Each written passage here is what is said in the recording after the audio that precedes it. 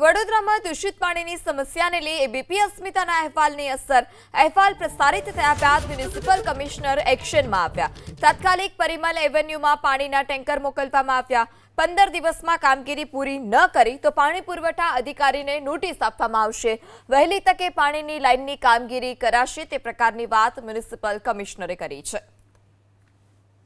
ત્યારે તાત્કાલિક પરિમલ એવન્યુ ખાતે પાણીના ટેન્કર મોકલવામાં આવ્યા છે। અહેવાલ પ્રસારિત થયા બાદ મ્યુનિસિપલ કમિશનર તાત્કાલિક જાગ્યા। 15 દિવસમાં કામગીરી પૂરી ન કરાય તો પાણી પુરવઠા અધિકારીને નોટિસ ફટકારવામાં આવશે। આ સાથે વહેલી તકે પાણીની લાઇનની કામગીરી કરાશે તે પ્રકારની વાત પણ કમિશનરે કરી છે।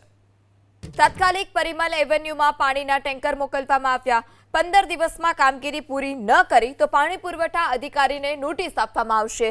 વહેલી તકે પાણીની લાઇનની કામગીરી કરાશે તે પ્રકારની વાત મ્યુનિસિપલ કમિશનરે કરી છે।